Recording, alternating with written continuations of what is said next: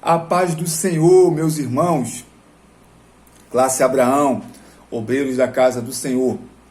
Espero que todos tenham tido uma noite de descanso abençoada. Nós estamos aqui para o nosso último devocional dessa semana. Nós estamos fazendo os devocionais na nossa leitura complementar da revista Betel. Nós estamos no trimestre que está sendo estudado o livro de Gênesis. Amanhã será a primeira lição e ao longo desta semana nós fizemos devocionar da leitura complementar que se encerra hoje, né? O nosso devocional de hoje está em Apocalipse 21, do 1 ao 4, que diz assim, eu vou ler para os irmãos. E vi novo céu e nova terra, pois o primeiro céu e a primeira terra passaram, e o mar já não existe. Vi também a cidade santa, a nova Jerusalém, que descia do céu, da parte de Deus, preparada como uma noiva, enfeitada para o noivo. Então ouvi uma voz forte que vinha do trono e dizia, eis o tabernáculo de Deus com os seres humanos. Deus habitará com eles. Eles serão povos de Deus, e Deus mesmo estará com eles, e será o Deus deles. E lhes enxugará dos olhos toda lágrima, e já não existirá mais morte, já não haverá luto, nem pranto, nem dor, porque as primeiras coisas passaram. Aleluia! Que coisa, que promessa maravilhosa. Essa promessa ela é direcionada para a minha vida e para a sua vida. Então, meus irmãos, a essa altura já é possível perceber que o comentarista desse trimestre, que é o Bispo Abner, né, que é o presidente da nossa convenção estadual, o homem de Deus, a quem eu admiro muito, ele pretende introduzir o livro de Gênesis sobre o aspecto da criação, queda, promessa da vinda do Messias, cumprimento do plano redentor por Jesus Cristo e a consumação dos séculos, com novos céus e nova terra. Então perceba, ao longo dessa semana nós fizemos a meditação onde nós destacamos que o Deus Elohim, o Deus Criador, ele criou perfeitamente tudo que existe. E ele não foi criado por ninguém, porque ele é eterno. O pecado veio ao mundo, o homem caiu, mas antes da criação, Deus já tinha um plano de redenção para o homem. E esse plano é declarado em Gênesis 3,15, quando Deus diz que da semente da mulher viria aquele que pisaria a cabeça da serpente. Nós vimos que na cruz do Calvário, a serpente feriu o calcanhar do homem com a morte de Cristo. Mas ao terceiro dia, Cristo ressuscitou e pisou na cabeça da serpente. A partir de então, nós passamos a ver a relevância do ministério messiânico. Vimos que, como por um homem, o pecado entrou no mundo e atingiu a humanidade, também aprove ao Senhor que por um homem, a saber, Jesus Cristo, muitos fossem encontrados em justiça. Então Jesus Cristo, ele é o mediador da nova aliança. Nós vimos isso na carta aos Hebreus, no capítulo 8. E falamos que o ministério atual de Cristo está relatado em Hebreus 8. Jesus está à destra do Pai, e ele é o mediador da nova aliança. Quando nós olhamos para a antiga aliança, quando o povo pecava, ele procurava o sacerdote para que ele pudesse oferecer sacrifício. Então ele mediava o povo e Deus. E ele tinha que oferecer sacrifício para o povo e para ele, porque ele também era pecador. Hoje o nosso mediador não está na terra, mas está à destra do Pai. Louvado seja o nome do Senhor. E ele é o nosso mediador. Então nós vimos que esse Novo Testamento, ele é muito mais excelente que o Antigo Testamento, a Antiga Aliança. E nós apresentamos alguns aspectos, dentre eles, é que o Novo Testamento, ele é mais abrangente, né? A Antiga Aliança, ela cobria apenas Israel, Mas na nova aliança, a minha vida e a sua vida é coberta pelo sangue de Cristo, que é a nova aliança a qual nós nos encontramos. Louvado seja o nome do Senhor. Então, meus irmãos, é por isso que a palavra de Deus diz que quem está em Cristo, nova criatura é. Eis que as coisas velhas se passaram e tudo se fez novo. Aleluias. Então, em Cristo nós temos novidade, em Cristo nós temos esperança. Essa esperança do novo céu e da nova terra nós temos em Cristo, porque Ele é o mediador da nova aliança. Então perceba que o propósito do comentarista é apresentar todo o plano de salvação do Senhor sobre uma visão panorâmica.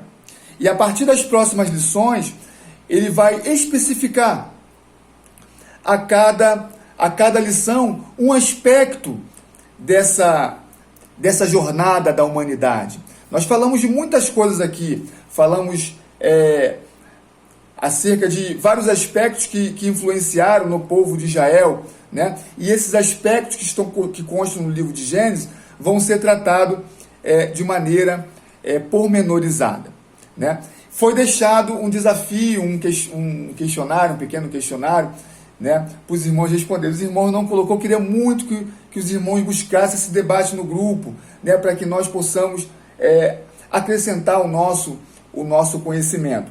Uma das perguntas foi o que é sofismo. Eu vou ler a definição do dicionário. É um pensamento, raciocínio, retórica que pretende induzir ao erro. Apresenta raciocínios que possuem lógica e sentido, para que se expressem como uma verdade, mas com o propósito de enganar. Então, o sofismo é uma meia-verdade, quase verdade, né? É usar um pouco de verdade para causar engano. E qual o objetivo de a gente trazer esse questionamento? Qual é a aplicação na nossa lição? Abra sua Bíblia em Gênesis, capítulo 3, que é um dos tópicos da nossa lição desse domingo, que diz assim, ó: a serpente, mais astuta que todos os animais selvagens que o Senhor Deus tinha feito, disse à mulher: é verdade que Deus disse, não comam do fruto de nenhuma árvore do jardim? Pergunta capciosa, né, meus irmãos? É verdade que Deus disse, não comam do fruto de nenhuma árvore do jardim? Olha a resposta da mulher. A mulher respondeu à serpente: do fruto das árvores do jardim podemos comer, mas do fruto da árvore que está no meio do jardim, Deus disse: vocês não devem comer dele, nem tocar nele, para que não venha a morrer. Então a serpente disse à mulher: é certo que vocês não morrerão. Olha, ele apresenta uma meia-verdade na primeira pergunta, porque Deus não proibiu totalmente todos os frutos, proibiu um fruto específico. Então ela conta uma meia-verdade. E na segunda pergunta vem a mentira, vem o engano. Ela diz: é certo que vocês não morrerão. Deus tinha dito que o homem morreria se comesse do fruto. Porque Deus sabe que no dia em que dele comerem, os olhos de vocês se abrirão, e como Deus, vocês serão conhecedores do bem e do mal. Então, diante dessa conversa com a serpente, a mulher terminou por comer o fruto e dar a Adão. Então perceba, a serpente usou de um sofismo, de uma meia-verdade, para poder enganar a mulher e fazê-la cair.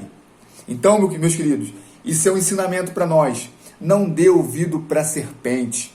E aonde está a serpente? Está no nosso trabalho, está no nosso convívio diário. Não dê ouvido para a serpente. Aquilo que não glorifica ao nome do Senhor não é digno de ocupar espaço nos nossos ouvidos. Amém? Foi deixado um outro questionamento. Eu perguntei, na Bíblia, com quem Deus fez a primeira aliança? Vamos lá? Você conseguiu responder? Gênesis 9:9, que diz assim: eis que estabeleço a minha aliança com vocês, e com a descendência de vocês, e com todos os seres vivos que estão com vocês, tanto as aves, os animais domésticos e os animais selvagens, que saíram da arca, com todos os animais da terra. Deus fez algumas alianças com o seu povo, com algum representante do seu povo ao longo da história. Nessa lição é tratado dessa aliança com Noé. O último tópico da lição desse domingo vai tratar sobre Noé, né? A importância de Noé na criação de uma nova humanidade após o dilúvio, né? E aqui nós vemos uma aliança que soa mais como promessa, porque Deus não exigiu de Noé nada, apenas que ele foi abençoado por dar início a essa nova humanidade. Amém, meus queridos? Então que Deus possa continuar nos abençoando. Esse trimestre está maravilhoso, irmãos.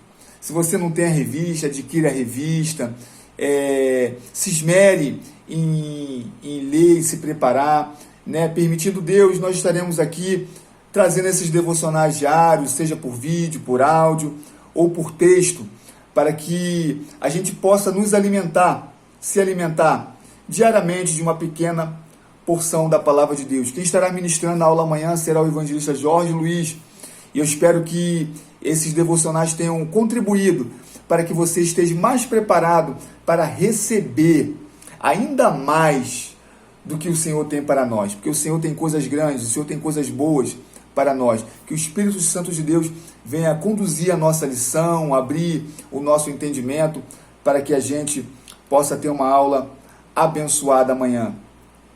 Antes de encerrar, queria deixar aqui o nosso abraço, nosso carinho ao presbítero Amauri, que teve uma perda na família. Que o Espírito Santo venha consolar a família e que nós da classe possamos permanecer em oração pelo nosso irmão, pelos familiares e pelos amigos. Amém, queridos? E queria também louvar o Senhor pela vida que vê o mundo, né? O filho do nosso irmão Robson, que nasceu hoje. Que Deus venha abençoar essa família, mais do que abençoada, né? Que esta criança venha trazer muita alegria para os seus pais, e que seja uma bênção para os seus pais, e que os seus pais sejam uma bênção para esta criança, no nome de Jesus. Irmão, espalha aí para o pessoal da classe, quem ainda não assistiu, vamos interagir, né? Vamos buscar o prazer de meditar na palavra do Senhor. Eu tenho dito isso aqui com muito carinho, espero que os irmãos tenham entendido, né, da importância de nós como obreiro sermos exemplo de devoção, de amor e dedicação à palavra, né? Isso passa pela escola bíblica dominical, passa pelo culto de ensino às quartas-feiras, né, o culto de ensino às terças-feiras na sede, e que a gente possa permanecer unido nesse propósito de aprender mais da palavra de Deus, né? Não esqueça de orar. O motivo de oração dessa semana é para que a nossa confiança esteja cada vez mais em Deus e em seus propósitos. Tá bom? Então, que Deus continue nos abençoando. Tenha uma aula abençoada. Que Deus venha derramar a sua graça sobre o professor, sobre os alunos, dando-nos uma aula edificante e abençoada. Que Deus nos abençoe, um final de semana abençoado para todos. Permitido Deus, segunda-feira, nós estaremos aqui novamente nesse mesmo canal aqui do nosso grupo do WhatsApp, compartilhando um pouco da palavra de Deus. Queridos, Deus nos abençoe.